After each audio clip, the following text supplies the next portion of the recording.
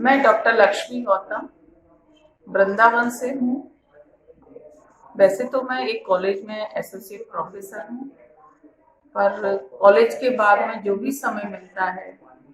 उसे सेवा में निकालती हूँ। उसे मैं समाज सेवा नहीं कहती, मानवता की सेवा कहती हूँ, इंसानियत की सेवा कहती हूँ। और ये सेवा कार्य मेरा बरसों से चल रहा है। इस सेवा कार्य में मुख्यतः जो मेरा कार्य है, वृंदावन धाम में रहती हूँ, इसलिए यहाँ बेसहारा, निराश्रित, असहाय माताएं और विशेषकर विधवा माताएं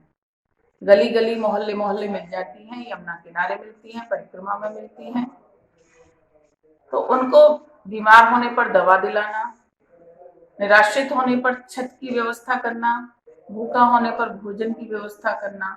और सबसे बड़ी बात, मरने पर जिनका कोई नहीं है उनकी ये बेटी उनको घाट किनारे ले जाकर उनको नहला धुलाकर, उनके चंदन लगाकर, उनको वस्त्र पहनाकर,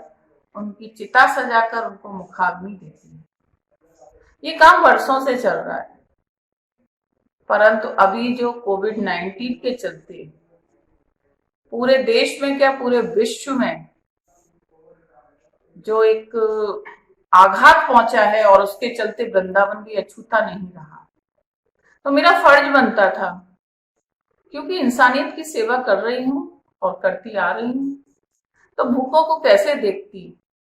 जो भूखे लोग आश्रमों में भोजन करके अपना जीवन यापन कर रहे थे, जो माताएं भिक्षावृत्ति करके अपना जीवन यापन कर रही थी, उनको इस लॉकडाउन के चलते न तो रोटी मिल रही थी, न दवा मिल रही थी, और मरने पर न घाट किनारा मिल रहा था। 22 मार्च को पहला जनता कर्फ्यू था। 22 मार्च की शाम को ही स्थानीय प्रेम मंदिर के पास रमन रेती पुलिस चौकी से मेरे पास फोन आता है कि लगभग 50-60 लोग भूखे बैठे हैं। तो उनको भोजन बनाकर भेजा, और 22 तारीख से 3 जून तक लगातार दोपहर का भोजन, 200 से 250 लोगों के बीच का भोजन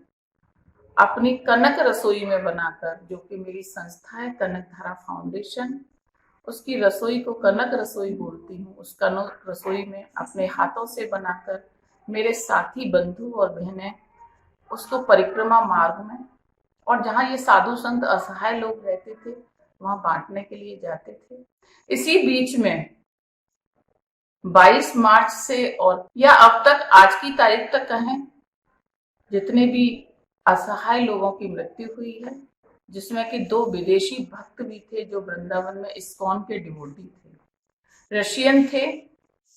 इस 4 देशी यानी वृंदावन वासी और 2 हमारे रशियन बंधु और बहन, इन 6 लोगों को अंतिम संस्कार करने का, इनको मुखाग्नि देने का सौभाग्य भी कहूं या दुर्भाग्य कहूं, क्योंकि मौत कभी सौभाग्य नहीं होती। उनको मुखाग्नि दी, उनको घाट पहुंचाया, और उनका जो भी वैदिक रीति रिवाज के अनुसार क्रियाकर्म था वो मैंने किया। और मैं ईश्वर से यही प्रार्थना करती हूँ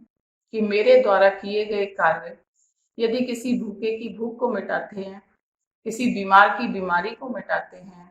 किसी को छत की व्यवस्था होती है, किसी को दवाई मिलती है, या किसी को यमुना किनारा मिलता है, किसी को अग्नि मिलती है, यमुना जी का साथ मिलता है, तो ये ईश्वर की मेरे ऊपर बड़ी कृपा